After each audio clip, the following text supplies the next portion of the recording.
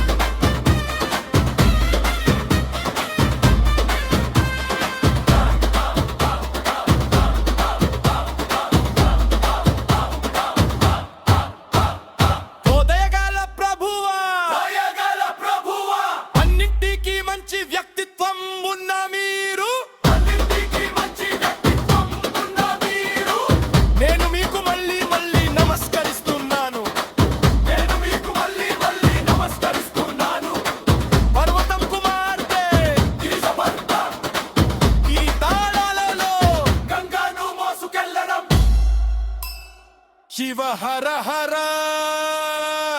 నీవు సమస్త బాధలను దూరం చేయుము. జీవితం యొక్క నేను మీకు మళ్ళీ మళ్ళీ నమస్కరిస్తున్నాను.